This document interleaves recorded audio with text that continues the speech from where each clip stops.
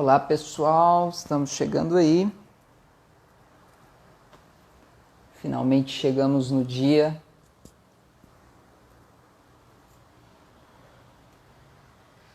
Olá pessoal, boa noite. Finalmente chegamos no dia, né? O tão esperado dia para fazer a primeira live do projeto NEPFé On Lives. Ei Malu, boa noite. Ei, David, tudo bem? Boa noite. Boa noite, Tudo, pessoal. tudo jóia? Tudo jóia. Até que enfim eu consegui aqui aparecer, né? Para quem nos acompanhou aí mais cedo, a gente fez até É, duas micro lives para a gente tentar testar a tecnologia aí. fizemos um teste mais cedo em vários Instagrams, né? No meu, no seu, do Netfé, mas deu tudo certo. Tá todo mundo Maravilha. vendo e ouvindo bem a gente? Vão dando uma cenada pra gente, apertando no coraçãozinho aí, só pra gente saber que se tá todo mundo vendo e ouvindo bem, tanto eu quanto o David, por favor. Malu, bom, eu queria ir dando boa noite aí para todo mundo que está chegando e dizer o seguinte: eu vou precisar tirar esse óculos, porque fica aqui o reflexo da minha luz aqui. E eu fico parecendo um ET aqui, né? E, enfim,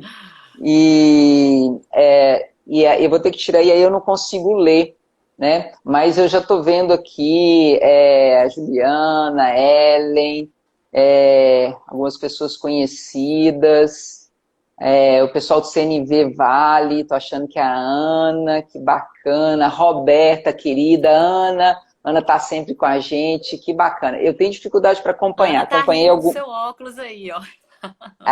Tá parecendo. Eu tô olhando aqui, Tá sabe o que tá engraçado. parecendo? Tá parecendo aqueles óculos que eles dão no final de festa de casamento, que fica com De umas festa de coisas. formatura. Tá parecendo isso mesmo, assim, né? Que Mas, bacana. A Jéssica, boa noite, Jéssica. mas pode ficar tranquilo, David, que eu vou acompanhando aqui a interação do pessoal nos comentários, tá bom? Maravilha, maravilha. Aí agora eu não tô vendo mais ninguém, né? É, Você tá fica me por vendo? conta. Tô vendo. Ô Malu, e você acredita Tô que isso aqui brincando. foi depois dos 40, sabe? Isso aqui é a falta de visão 200. Chegou até os 40 eu tinha uma Entendi. visão maravilhosa. Chegou aos 40, aí ficou difícil, né? Enfim. Malu, Mas vamos lá, né, David? Já temos 40 pessoas conectadas com a gente olha, aí. Olha que que legal, legal. A gente fica muito bacana. feliz, né? Como provavelmente esse ano a gente não vai ter o seminário anual que a gente faz do NEPFé. Então a equipe reuniu virtualmente também para ver o que a gente poderia fazer para contemplar nosso público, né? Porque está todo mundo acostumado, já foram 8 anos seguidos aí de seminários com grandes nomes da psicologia existencial humanista, com temas diversos, relevantes. Então a gente não poderia deixar o ano passar em branco. E aí veio essa iniciativa, né, da própria equipe NEPFé trazer a sua contribuição para a gente ter o que oferecer para o público que nos acompanha, né? E no final a gente tem novidade aí para contar para vocês. Mas deixa para o final, para deixar vocês um pouquinho curiosos. Legal, legal. Você falando aí, Malu, da relevância do seminário, estou pensando aqui o seguinte: o ano passado a gente falou de crise e emergências, né?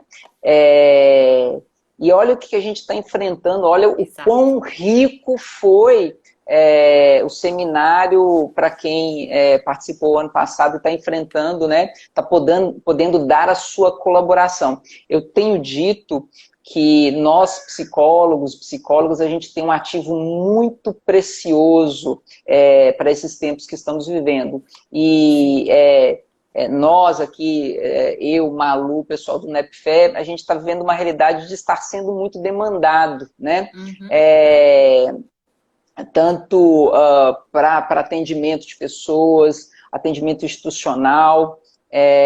Roberta está aí nos seguindo. Esse mês ainda a gente vai fazer uma intervenção numa grande empresa que nos solicitou justamente para essa coisa de cuidar da saúde mental, enfim. E eu lembro que, por exemplo, ontem eu estava falando sobre autocuidado pessoal da Unifacig, e um dos conceitos que eu trouxe foi um conceito que eu resgatei da palestra da Lilian Garrett, né, de mundo presumido, essa perda do mundo presumido que é tão importante a gente entender nesse contexto de pandemia, né? Uhum. E a perda do previsível também, né? Diante do Sim. imprevisível, o ser humano se desestabiliza totalmente. E a gente está lidando com a imprevisibilidade personificada em forma de vírus. E todas as angústias que isso gera, né, Malu? Exato, exatamente. Malu, eu acho que seria interessante a gente falar aqui, aproveitar nesse início e passar para o pessoal a nossa programação. Né? Ótimo. Eu falo um, você fala outro aí para a gente, porque é uma lista longa. Deixa eu abrir a minha aqui.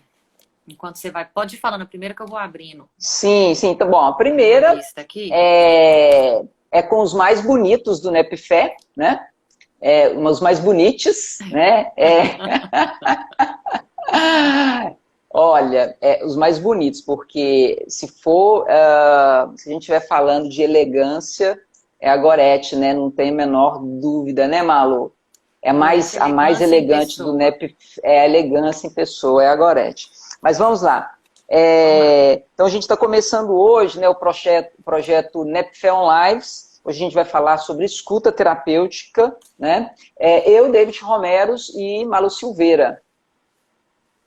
Falou Malu Silveira, apareceu um monte de coraçãozinho ali, ó.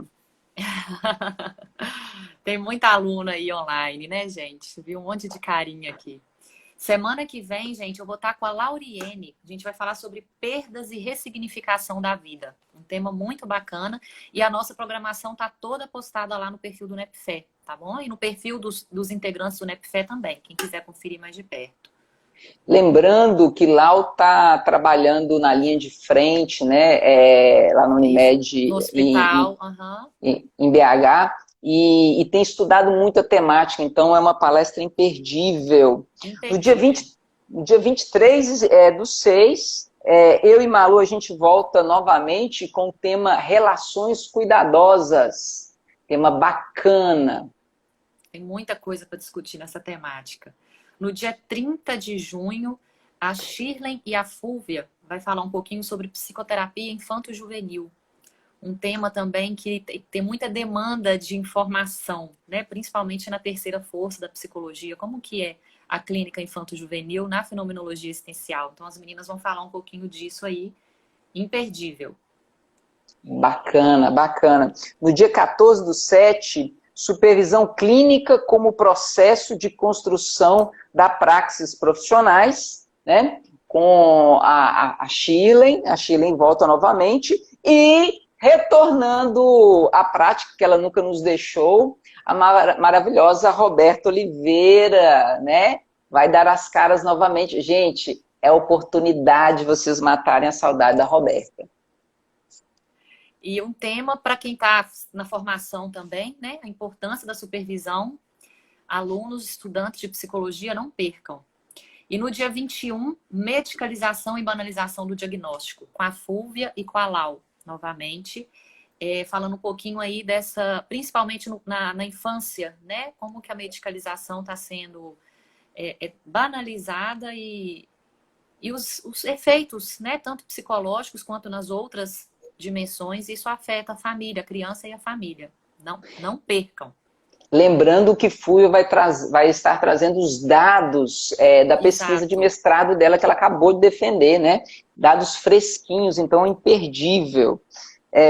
E no dia 28 do 7, implicações psicológicas em tempos de pandemia, com a Gorete Valadares, a mais elegante do NEPFé, e a Shirley Alves, né? A Shirley Alves é quem? A mais séria, né? Acho que a Shirley é séria, né? Aquela pessoa séria, postura, centrada, né? De postura, é a Shirley, né? Beijo, Shirley. E para a gente fechar essa primeira essa primeira programação de lives. No dia 4, teremos a Patrícia Moreira e a Flávia Gotelipe, uma convidada especial, para falar das contribuições da psicologia existencial humanista na prática de políticas públicas. Gente, olha esse tema. Ah, eu não perco por nada. Nossa, e aí, como é que fica nas políticas públicas? Né? Então, curiosos e interessados, não percam. A gente vai fechar com chave de ouro. Estou duplamente feliz. No final Desculpa, dessa live, pode... uma informação aí que vai dar um braço aí da nossa programação do NEPFE Online, com lives que vocês vão gostar de saber. Legal. Essa última, não, imagina, essa última live me deixa muito feliz. Pela Patrícia dividir com a gente um pouco do cotidiano extremamente rico dela, né, da prática com políticas públicas, e outra, porque a gente vai também tá trazendo a Flávia Gotelipe, quem é meu aluno já me ouviu falar dela, né? A gente há muito tempo vem enamorando Flávia para tentar trazê-la aqui, e eu acho que vai dar match. Eu acho que vai dar match essa entrada aí da Flávia Gotelipe. Vai ser sucesso, vamos fechar com chave de ouro. Vai ser sucesso, bacana. E vamos para a nossa temática, né, David? Isso, vamos lá. Malu, aí... Pode concluir? Sim, não, você fez lá a pesquisa e apareceram algumas coisas aí, alguns temas para a gente falar na noite de hoje, né?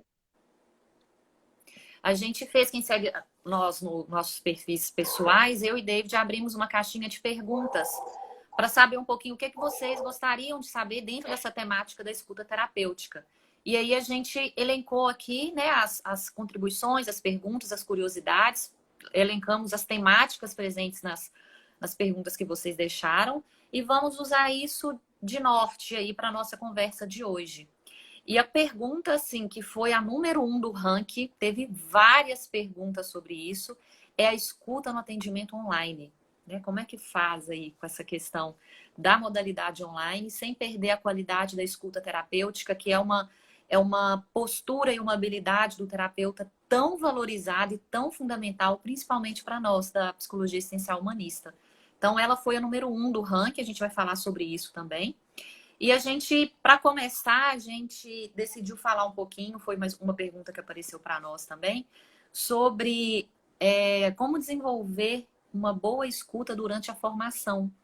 Né? Apesar do nosso público não ser apenas estudantes, mas temos muitos estudantes, o fato de grande parte da equipe do NEPFE ser professores, então nossos alunos estão sempre ativos aí, né, nas atividades do NEPFE, então a gente resolveu começar com essa pergunta. E aí, como desenvolver a escuta durante a formação, né, da psicologia? O que você tem, David, para falar sobre isso? Maravilha, Malu. Bom, eu achei fantástica essa pergunta. Isso foi tema do último mini curso da pós, né? Para quem não sabe, eu coordeno uma pós em psicologia clínica, existencial e humanista, e a gente tem feito alguns mini cursos na pandemia, e o primeiro mini curso que nós fizemos foi com essa temática, né?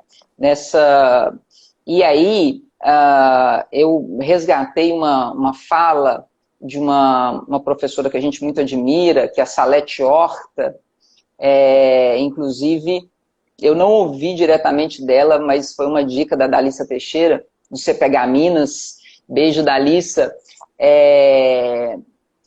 uma fala muito bacana, que ela diz o seguinte: é preciso cuidar de ser para cuidar do ser. Ou seja, na terceira força, né, no campo existencial humanista, é muito claro para todos nós, os nossos teóricos trazem isso de uma forma muito contundente. Carl Rogers, por exemplo, deixa isso... eu tenho um livro, né, para falar sobre isso, que é um jeito de ser, dizendo o seguinte: olha, se você quer, no momento do encontro, dar conta de tudo aquilo que a teoria propõe, que a abordagem propõe, é preciso ser isso também na vida cotidiana. Então vamos lá, o que isso quer dizer? Não quer dizer que eu vou ser impecável, eu vou estar escutando o tempo todo, que não é possível para mim errar, enfim. Não, não é isso. A gente vai ter a nossa vida cotidiana como qualquer ser humano, enfim. Mas é importante que a gente desenvolva na nossa vida cotidiana habilidades socioemocionais de encontro, de escuta, principalmente a nossa inteligência interpessoal, a nossa capacidade de se relacionar com o outro, de compreender esse outro, de estar com esse outro, e a nossa inteligência intrapessoal, a nossa capacidade de estar conosco mesmo, de se escutar, de entender o que eu levo para o setting terapêutico, como que eu estou, como está a qualidade da minha presença ali no setting terapêutico. E aí, Malu, aqui cabe uma reflexão que, por isso que eu adorei essa pergunta, que eu levo para todos os espaços. As nossas instituições de formação universitárias, elas não dão conta dessa função, da função pessoal, né? E aí eu não estou falando uma ou outra, não, estou falando de todas. Nos falta momentos vivenciais, né? Ainda temos poucos momentos vivenciais. Eu lembro que no minicurso, a Jane até deu uma aluna nossa, deu um exemplo muito bacana, que ela falou que durante a graduação dela na UFMG, ela teve uma disciplina de terapia de dinâmicas de grupo, que num primeiro momento, foram 2 módulos, assim, 2 semestres, no primeiro momento foi só vivência, que depois veio a teoria, mas ela falou que aquilo deu uma luz no pessoal, o pessoal conseguiu vivenciar tudo aquilo que ia ser discutido depois. Então, isso que a gente precisa ler, vai ajudar? Vai, a gente não pode prescindir da leitura, mas a gente precisa de espaços de contato vivencial para a gente desenvolver isso que a gente precisa, essa escuta que a gente quer levar para os nossos atendimentos. Uhum. E uma coisa importante também, né, concordo em todos os aspectos dentro disso que você colocou, a escuta, ela não é uma ferramenta que deve ser utilizada apenas no contexto de atuação profissional, né? Para a gente alcançar um nível de uma boa escuta terapêutica, isso tem que fazer parte do nosso cotidiano. A gente tem que saber escutar enquanto seres humanos, não enquanto psicólogos, né? É claro que é uma ferramenta extremamente fundamental e essencial para a nossa prática enquanto psicólogos. Mas não é aquela coisa que você só tira para usar quando está lá, né? No consultório, atendendo, não. Né? Porque nós somos a nossa ferramenta de trabalho, a nossa postura, o nosso acolhimento, o nosso estar com o outro, a nossa presença.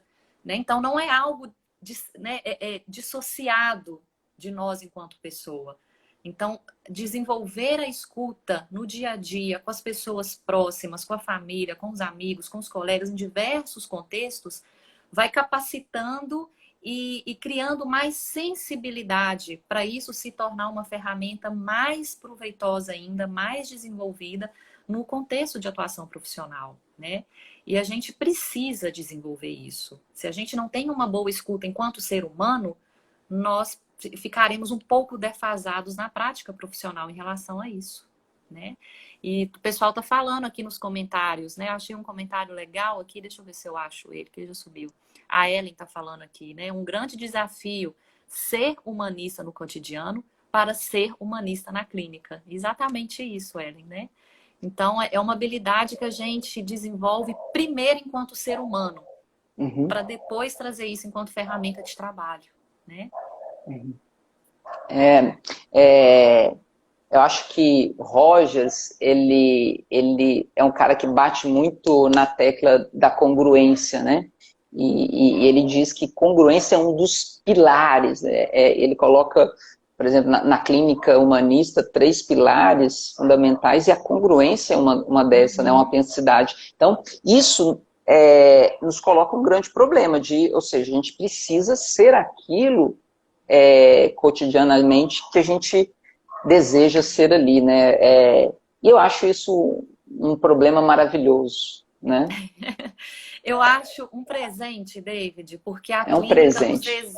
nos exige que a gente se capacite primeiro enquanto pessoa, né? Uhum. Porque é nos trabalhando enquanto pessoas, enquanto seres humanos, que como consequência disso a gente vai estar se capacitando enquanto profissionais. Então eu vejo isso é um desafio enorme, mas é um presente maravilhoso também. Porque usando até a teoria do Rogers, né, a gente está em constante atualização, né? Sim, Então, sim. a prática clínica exige da tendência atualizante aí, ou não para não.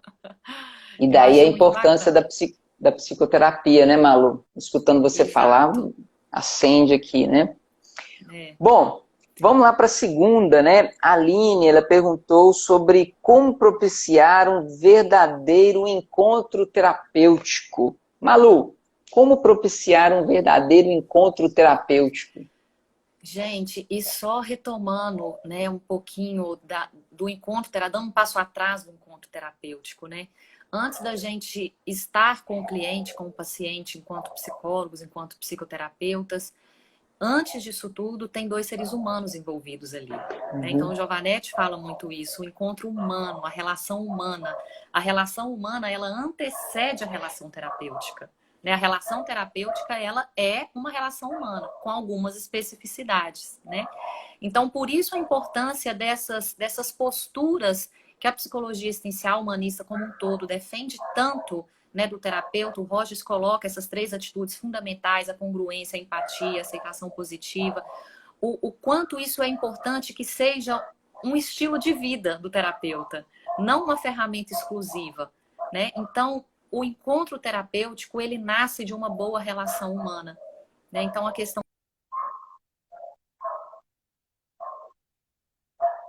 Sim.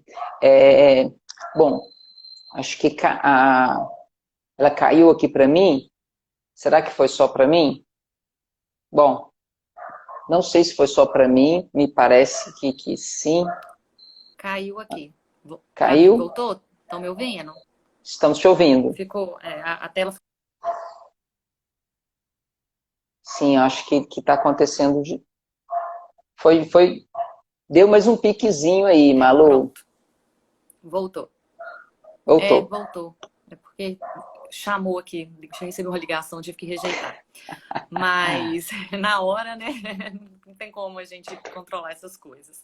Mas enfim, o encontro terapêutico, ele nasce de uma boa relação humana, né? E antes da gente ir para o encontro terapêutico, vamos sair um pouquinho dessa especificidade e pensar amplamente, pensar nos encontros humanos. Como é bom, como é acolhedor, como promove bem-estar quando a gente está com uma pessoa onde a gente se sente bem aceito, bem acolhido, bem recebido, onde nós não nos sentimos julgados naquilo que a gente sente. É importante a gente lembrar também que esse não julgamento não é uma passividade, não é uma concordância com tudo. É você reconhecer, é você validar a experiência interna da pessoa, mesmo que ela esteja, né, fazendo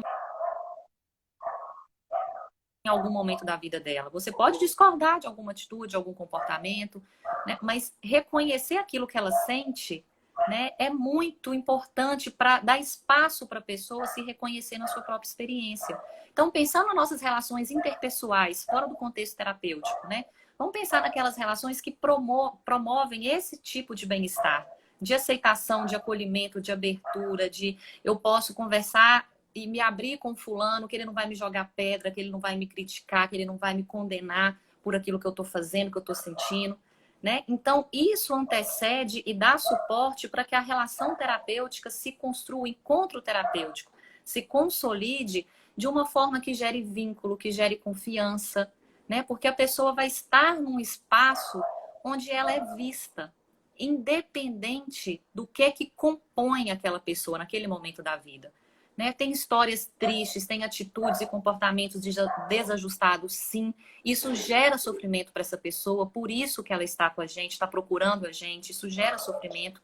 Mas ela é vista com tudo isso que faz parte, tudo isso é incluído. Né? Isso faz parte dela e não deixa ela menos importante, mais certa, mais errada, mais bonita, mais feia. Não, isso compõe a totalidade dessa pessoa. Né? Então, esse olhar humano, eu vejo que ele dá esse suporte para o encontro terapêutico nascer na sua especificidade, né? Onde a gente vai doar para o cliente todas essas posturas que a gente pratica ao longo da vida para facilitar e favorecer que ele se desabroche, né? Eu acho isso muito importante. Então, não tem um nome melhor para a nossa abordagem do que humanismo e existencialismo, né? É um encontro existencial e uma relação humana, humana na sua genuidade mesmo, né? Não no seu aspecto, né, de espécie, organicista, não, né? É no aspecto bem bonito e tocante da palavra mesmo. Eu acho isso fundamental. E escutando você, me vem à cabeça o tanto que é necessário gostar de gente, né? Para se abrir, né? Como dizia o Biswanger, para ter essa abertura para esse encontro. Uma coisa que me vem muito forte, complementando, né, tudo que você disse, que eu achei a sua fala fantástica, é o quanto que é nossa tarefa criar ambientes seguros, espaços seguros para o outro, utilizando tudo isso que a Malu falou, né? É função do terapeuta criar ali para o outro um ambiente que seja seguro. E para que a gente dê conta de fazer isso, a gente tem que estar minimamente bem resolvido com um tanto de questões nossas, porque senão essas questões invadem esse espaço do outro e vai inclusive pressionar esse outro, às vezes com uma coisa simples, tipo, olha, eu estou aqui dando toda a minha atenção para você, é preciso que você produza, é preciso que a gente vá, você não pode ficar nesse lugar. Parece uma coisa boba, obviamente que a gente não vai falar isso, mas se a gente está pensando isso, isso vai se manifestar no nosso comportamento em algum momento e aquele ambiente deixa de ser seguro. E talvez se perca algum aspecto desse encontro verdadeiro. Eu tenho dito que a minha prática tem sido não essa prática de você vem aqui que né, você vai voar e tal, tem sido criação de espaços onde é possível não dar conta. Ali naquela relação, naquele encontro verdadeiro, você pode ser você mesmo inteiro, com toda a sua vulnerabilidade, e é possível não dar conta. Nesse espaço, sim, nós cuidaremos para que ele possibilite isso. A gente, é importante que a gente cuide disso nesse processo. Né? Exatamente. Concordo em todos os aspectos aí. David, estou de olho aqui também no nosso tempo. Acho importante agora a gente ir para a pergunta que ficou no pódio aí, número 1, que foi a escuta no atendimento online, né? É claro que o atendimento online ele não nasceu com a pandemia, de forma alguma, né? Já é uma modalidade presente na psicologia, já tem um tempo, né, que o Conselho reconhece, né, a modalidade online enquanto uma forma de propiciar o atendimento psicológico nos mais diversos contextos, seja em psicoterapia, um plantão psicológico, supervisão, né? Então, vários contextos é possível que aconteça o suporte psicológico na modalidade online, porém, com essa realidade que a gente está vivenciando, isso ganhou uma amplitude, né? Ficou mais evidente, né? Devido não só à necessidade das pessoas, mas devido à postura que a realidade começou a exigir da gente. Essa questão do distanciamento social, para proteção não só individual, mas do coletivo, né? Então, o online ele ganhou mais proporção dentro do suporte terapêutico, dentro do suporte psicológico, né? E aí, aí choveu pergunta, e aí, como que fica a questão da escuta no online, né? E aí eu vou jogar uma pergunta aí para vocês refletirem enquanto vocês escutam a gente, né? Será que ela perde o valor no online, né? O que vocês acham disso? O que vocês pensam? Será que a modalidade online, ela limita, ela veta a escuta, né? Tem as minhas dúvidas, mas vamos conversar. O que você tem para contribuir, David, em relação a isso? Enquanto eu dou uma olhada nos comentários aqui. Olha, Malu, eu vou contar uma historinha que aconteceu recentemente. Quem é de Patinga deve se lembrar que a gente teve, se não me engano, no início do ano, uma tempestade de uma hora, mais ou menos, mas tão pesada lá no Horto, que derrubou mais de 200 árvores, que foi uma loucura. Na clínica, na rua de frente, na clínica onde eu atendo, caíram várias árvores no chão, assim, e tal. Foi uma loucura. Eu lembro que eu estava num atendimento com uma cliente e estava um encontro muito bacana, a cliente tinha entrado nesse processo e começou, obviamente, a chover e fazer um barulho muito grande. Inclusive, caiu um outdoor atrás, né, da janela. Assim. Foi o único momento que a gente deu uma parada, olhou assim. Aí eu olhei a janela e falei, foi um outdoor que caiu aqui, vamos voltar, né? E hora que acabou, finalizou a sessão, a gente finalizou, a gente foi lá para fora, cara, parecia que a gente estava em outro planeta. Tava, né, a rua toda alagada, todo mundo lá e mesmo assim finalizou um pouquinho, finalizou porque foi acabando a luz, porque tinha acabado a luz no início da sessão, mas a gente continuou a sessão, mas aí foi perdendo a luz, aí chegou um momento, já estava mais ou menos no horário e tal, finalizamos ali porque tinha acabado bastante a luz ali. E, enfim, E aí que eu reparei que tinha sido muito barulhento mesmo, em que caiu coisas do prédio, caiu na porta da clínica, de um prédio muito alto, foi aquela loucura, né? Mas por que eu tô dessa chuva. Sim, foi uma coisa. Por que eu tô falando disso? Porque uma vez conectados ali, né? Uma vez que você está presente nesta relação, faz pouca diferença o contexto externo ou a mediação. Essa, pelo menos, é a minha experiência. Eu já fazia atendimento antes da pandemia. Vários clientes meus não quiseram passar para o online e muitos foram aos poucos, depois de um certo tempo, vou experimentar. Todos que experimentaram continuaram.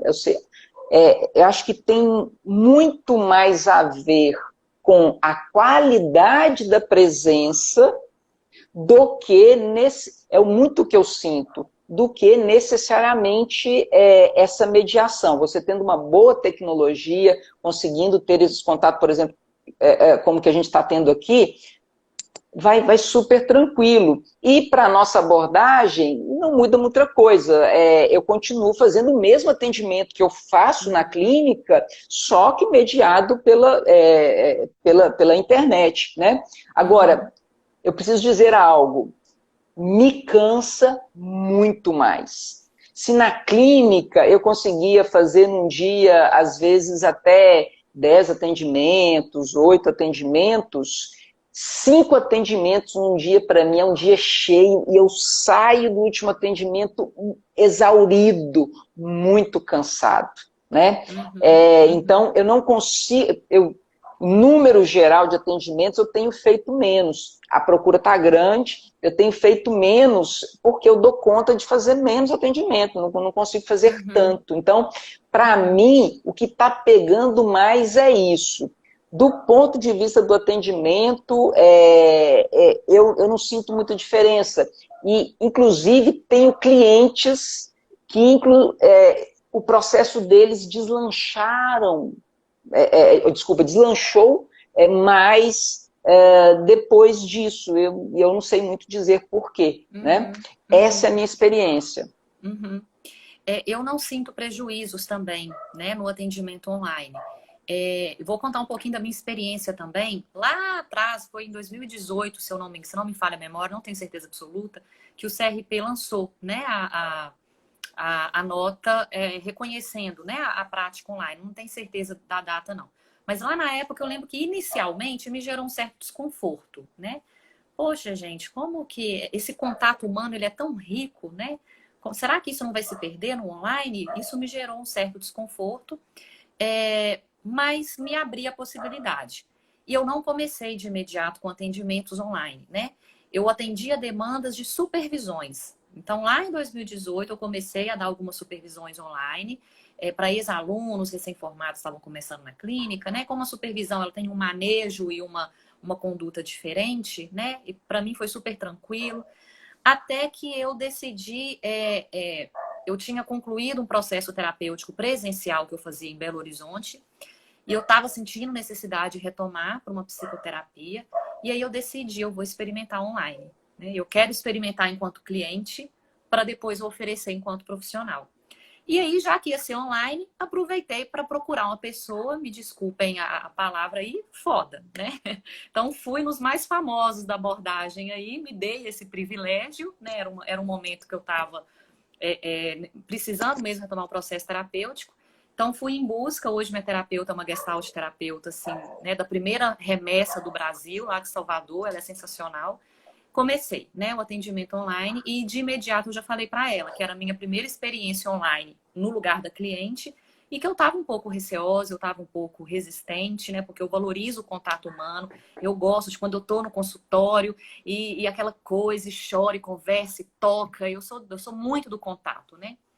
E aí eu me surpreendi, David, assim, totalmente. O processo começou no online, né? Eu conheci ela no online, assim, no formato de terapeuta, né? Eu conhecia ela enquanto congressista, enquanto palestrante, mas enquanto terapeuta, o primeiro contato ali foi no online. E eu me senti assim, mesmo estando em casa, eu me senti num ambiente totalmente terapêutico, sabe? A postura dela de acolhimento, de escuta. E aí, no final, ela até me perguntou como é que eu estava me sentindo em relação à minha resistência inicial com o online, né? E eu fui totalmente surpreendida, porque ela conseguiu, através do online, criar o ambiente favorável terapêutico, né? E aí toda a minha resistência, todos meus questionamentos sobre o online foi por água abaixo. E até hoje eu estou com ela no online. É assim, tem sido uma experiência maravilhosa. E aí eu me abri mais, né? E foi interessante que até então nunca tinha aparecido demanda para mim no online, enquanto eu estava resistente. Depois que a resistência foi embora, as demandas começaram a chegar, né? E é claro que, na minha experiência, igual nesse período, né, de pandemia, as minhas clientes que já estavam em processo terapêutico, a gente migrou para o online.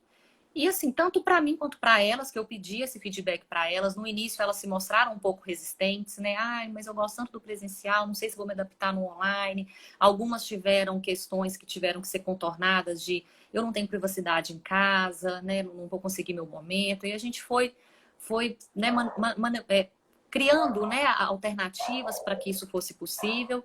E elas também ficaram, depois do primeiro encontro online, elas, né, ficaram mais confortáveis e não senti prejuízo nenhum, né, quando elas do presencial vieram para o online.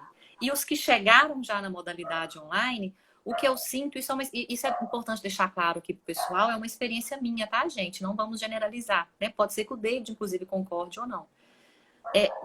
O presencial nos permite essa totalidade da pessoa, porque a gente escuta, não é só as palavras ditas, a gente escuta o corpo, a gente escuta as expressões, a gente escuta a postura, né? Tudo isso faz parte do que o cliente está dizendo, junto com as palavras, né?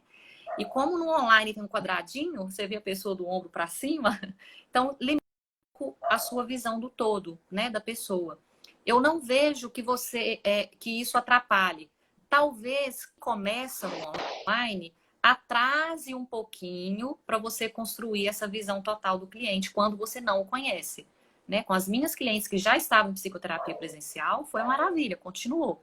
Agora, as poucas que começaram no período da pandemia, que já começou no online, né? Eu sinto que até eu pegar essa totalidade demorou um pouco mais caso fosse o presencial, né? Mas isso não fez com que a psicoterapia perdesse a sua qualidade, né? Então a escuta, ela não tá no consultório, a escuta não tá no celular, no computador, a escuta tá na gente, né? Então se eu tô presencial, eu tô escutando, se eu tô online, eu tô escutando. Né? Se eu estou em qualquer outro contexto, né? Se eu estou com a minha escuta ativa, porque a escuta ela é uma atitude ativa, né? Eu estou escutando, faz parte de mim, pessoa, né? Não do aparelho ou do ambiente que eu estou inserido nele, né? Então é super possível, né? Dependendo da disponibilidade e da postura do terapeuta, manter essa qualidade de escuta mesmo no atendimento online, né? Concordamos profundamente nisso, Malu. Malu, só acrescentando aqui, aí é um detalhe mais técnico, eu acho importante, no início de um trabalho online, mesmo que seja com um cliente que já era seu cliente presencial, mandar algumas informações sobre o Ah, sim. funcionamento mais técnico, né? Sim. Eu fiz 2 folhetozinhos com várias informações ali importantes, uma só de orientações sobre plataforma, contato, privacidade, que ele deve cuidar disso, né? De que forma, e uma outra só relativa às possibilidades de pagamento. Não quis misturar os dois no mesmo, né? Porque isso sempre são dúvidas que aparecem nesse primeiro momento. Então, construa, coloque lá o seu nome, seu CRP, faça direitinho vários Uhum. tópicos, né? Faz um PDF, envia, o cliente fez contato, envia essa informação, que isso vai enriquecer esse contato, esse approach com o seu Uhum. cliente. E às vezes são informações que a pessoa que está começando a psicoterapia não sabe. Às vezes ela não sabe que ela precisa estar Sim, num ambiente só ela, né? São informações que para nós é óbvio, mas para o outro não necessariamente vai ser. Então é muito importante ter esse cuidado. e mesmo porque é para aproveitar toda a flexibilidade. Por exemplo, eu tenho Sim, cliente que faz o atendimento dentro do carro, que é o lugar que tem privacidade. Tem cliente que vai eu já para a tive essa praça experiência. para Uhum. fazer o atendimento, porque ali na praça é o lugar que se sente bem. Então, às vezes isso nem passa pela cabeça da pessoa e a pessoa está ruim fazer ali dentro de casa, não consegue privacidade. Então, às vezes você lança essa luz com esse documento e torna a experiência mais confortável Uhum. para o seu cliente, para a sua cliente. Sim. David, para a gente finalizando também, que a gente está na nossa hora, tô vendo aqui os Oh, comentários. A gente nem vê o tempo passar, né? Pelo menos a gente que está falando. Não sei como é que tá a temporalidade aí de quem está assistindo. Mas eu tô vendo os comentários aqui. Um comentário que eu achei muito legal, né? O Donizete falou aqui. No online é possível a pessoa se ver, né? Ela também vê a sua expressão, a sua reação. Olha que bacana, né? Então, isso pode ter algum efeito, inclusive terapêutico. Muitos interessante. colegas, legal, né? Não era um ponto Não tinha que parado para não pensar tinha, eu nisso. também não. Bacana o Legal, insight. Donizete. Legal. E quando ele falou, eu lembrei de mim enquanto cliente. Né? Eu vejo as minhas emoções, as minhas reações emocionais quando eu tô. Claro que o meu quadradinho fica menorzinho, né? Minha terapeuta fica em evidência. Mas você tem essa possibilidade. Isso pode ter um efeito terapêutico para muitas pessoas. Muitos Interessantíssimo. colegas aqui, muito legal, né? Muitas colegas aqui estão concordando com você em relação ao cansaço do virtual, né? Eu confesso, eu estou sentindo esse cansaço maior, mais em sala de aula do que nos atendimentos, porque eu tô organizando os meus atendimentos que eu não faça muitos seguidos, né? Exatamente por a experiência da sala de aula online que começou antes dos atendimentos online, eu percebi que isso gastava mais energia, né? Parece que você faz um esforço maior para estar com o outro, né? Mas tem muita gente concordando aqui com você, né? Que do online, um monte de gente falando que é cliente online também e que ama, né? Gente, a live vai ficar salva sim, viu? Vi uns muitos perguntando aqui se ia ficar online. E é isso, né? Acho que a gente contemplou praticamente tudo que a gente gostaria. Se alguém quiser fazer alguma pergunta, um comentário aqui que talvez a gente não tenha contemplado, que vocês gostariam de perguntar para nós, né? Então, Tô vendo aqui também o pessoal falando de ter feito a psicoterapia online também em lugares, inóspitos, igual quando você falou do carro aqui. E a questão de exigir essa postura mais ativa do cliente também, né? É importante a pessoa se organizar para o momento da psicoterapia online, né? De organizar o seu horário para estar num ambiente adequado, para, né, se ela divide, se no momento ela está em casa com outras pessoas, se organizar para isso, isso exige uma postura diferente. É muito diferente do que você ir para um lugar onde você sabe que está pronto te esperando e você organizar o seu lugar, né? E dentro dessas informações mais técnicas que a gente passa para o cliente, eu incluo o autocuidado da pessoa com ela mesma. Uma caixinha de lenço, uma toalhinha, né? No consultório a gente oferece, no online não tem jeito. Então eu sempre dou essa dica para os clientes, né? Ó, pegue uma toalhinha, um papel toalha, um lencinho se você quiser, para quando você, né, se vier alguma reação emocional, você se cuidar nesse sentido, que eu não vou poder oferecer, né? E todo mundo fala, ai, que bom que você lembrou disso e tal. É muito bacana. É lido como um cuidado, né? É um cuidado, exatamente. A Ana está perguntando aqui, o que vocês acham de estágio clínico online? Não pode, Ana. O CRP exige um registro no CRP para que o atendimento seja online. Então, estagiários não podem atender online. É uma exigência do CRP, né? Só profissionais que têm registro no CRP e agora no EPSI também. E para fazer o registro no EPSI, você precisa ter o CRP, que você faz o atendimento online. Então, o estágio ainda não é permitido, né? Ana, eu acho muito, complementando, eu acho muito perigoso isso, né? Sim. Fora isso que a Malu falou, não pode, né? Agora, mas não seria interessante? Eu realmente acho muito perigoso, né? Não é muito em termos de que educação hoje é um negócio e de repente pode-se pegar essa como a única maneira de fazer estágio, a gente perder toda a riqueza do contato presencial quando passar essa pandemia. Então, assim, eu acho realmente, do ponto de vista da formação, um precedente perigoso. Lembra que a gente começou essa live falando da importância do contato humano. E a gente também falou nessa live de que esse contato humano pode se dar aqui por essa via. Mas liberar nesse momento eu vejo como um risco. Eu tenho essa percepção de que eles podem se apropriar disso de uma maneira não tão interessante, é o que eu penso. Agora, penso também que no futuro, não sei daqui a quantos anos, as tecnologias de videochamada estarão mais avançadas e depois dessa pandemia vai ser tão normal o atendimento online que nós teremos uma disciplina específica e talvez um estágio específico de estágio online, de atendimento online dentro das instituições. Eu acho que isso vai acontecer. Tá? Mas é importante a preparação anterior. Né? Exatamente. Eu acho um precedente perigoso nesse momento. Isso tem que ter sido feito, precisa ser feito com muito cuidado, né? Da mesma forma que tem a preparação para o estágio clínico de atendimento, é importante que tenha a preparação para o online também, né? Sim, E a Raiza está perguntando, pode falar, pode concluir. Só para complementar, e eu acho que de forma online, por mais que pareça um paradoxo, o aluno, o estagiário, ele fica muito mais exposto, então, para a proteção, inclusive, do nosso aluno. Uhum. E aí, para a gente fechar aqui a pergunta da Raiza, vocês acham que, no geral, os colegas de profissão estão se abrindo mais para essa modalidade? O que perceberam de mudança nesse sentido? Eu vejo um pouco dos dois perfis, né? Eu vejo colegas que são muito abertos, vejo colegas que ainda têm uma certa resistência, e os clientes também, né? Eu vejo clientes muito abertos e os clientes que ainda têm um pouco essa resistência, né? Eu vejo um pouco tá um pouco misto dentro, né, do meu contexto de contato, né, com clientes e profissionais. Eu vejo um pouco dos dois perfis, tanto de um quanto do outro.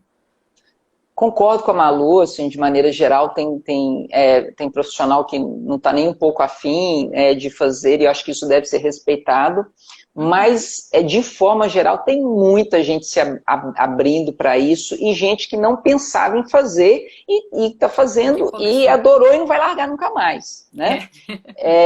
Exatamente. E do ponto de vista de clientes, eu acho que é a mesma coisa, assim, muita gente resistindo. Mas eu não sei não, assim, a experiência que eu tive até agora foi, quem experimentou não voltou atrás. Eu também tive essa experiência. Uhum. Então, pessoal, agradeço a todos os elogios que a gente recebeu aqui, David, nos comentários, tá? Um feedback muito legal.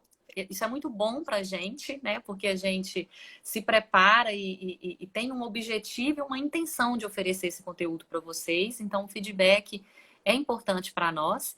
E aí, a gente quer dar uma notícia para vocês também, para a gente fechar aqui nosso momento, que o NEPFé organizou essa série de lives com temas bacanérrimos, que a gente falou aqui no início, que está postado também no perfil do NEPFé, vocês podem lá conferir. E, em paralelo, nós também vamos oferecer mini cursos online, com temas bacanérrimos também. O primeiro vai ser comigo e com o David em julho. Em breve, vocês vão receber as informações de inscrição, a temática, a programação, o tempo, certificado, tudo, né? Em agosto teremos outro mini curso. E setembro também. Então, a gente está com uma série de mini cursos aí com temas muito bacanas para favorecer a formação continuada de vocês. E a gente vai lançar aí as inscrições em breve, viu? É isso, gente. Eu queria finalizar aqui, agradecer Malu, né, pela parceria. Malu, você me deixa muito seguro, né? A segunda live que eu fiz na minha vida, a primeira foi ontem, e como eu tive um problema no meu Instagram, eu estava super inseguro de não funcionar, e eu me senti muito seguro fazendo com você, né? Ontem eu fiz com a Tati, lá da Unifacig também, eu me senti muito seguro com ela, maravilhosa, segurou a peteca, eu sem imagem, enfim. E eu queria agradecer a todo mundo que veio, esteve aqui com a gente. Que bom matar a saudade de vocês, que bom sentir vocês próximos. Para mim isso faz muito sentido. Muito obrigado, gente. Foi um barato estar com vocês, Foi adorei. Ótimo. Passou muito rápido para mim. Passou rápido. Assim. E mandar um beijo aqui também, tem um monte de alunos meus aqui, desse semestre, semestres anteriores. Tô vendo aqui, viu, gente? O beijo, o carinho, a saudade, retribuo. Eu gosto demais de estar com vocês. Beijo também para os colegas do NEPFé que estão aqui, a Lau, a Gorete, Patrícia, a Roberta, Fúvia também. Beijo para os colegas de profissão, pessoal que passou pelo grupo de estudo também, que eu vi muita gente aqui. E aos que eu não conheço ainda também. Prazer tê-las conosco. Foi muito bom para mim também, viu, David? Né, que é a primeira de um circuito bacanérrimo de lives que virão pela frente. A próxima é semana que vem, comigo e com a Lau, falando das perdas, né? Espero que vocês estejam com a gente novamente, tá bom? Legal. Desculpa, legal, Malu. Só lembrando aqui, também agradecer o pessoal do NEPFé, as queridas do NEPFé, e lembrando que essa semana eu fui procurado por uma pessoa muito querida, uma profissional muito respeitada lá em Belo Horizonte, que está se inspirando no NEPFé para criar um grupo parecido em Belo Horizonte. Olha que luxo, que olha que bacana, né? Fala enfim. Com ela que quando criar lá pra gente fazer as parcerias. Isso, junto. Da mesma maneira que a gente tem uma parceria muito boa com o CPH Minas, né? Estaremos sempre juntos lá. Maravilha! Malu, muitíssimo obrigado. Obrigado, gente. Obrigado, NEPFé. Semana que vem tem mais com Malu e Lau. Não percam, pessoal. Foi um prazer enorme estar com vocês. Muito obrigado por tudo. Beijo, gente. Obrigada. Obrigada, David. Obrigado, eu. Valeu, gente!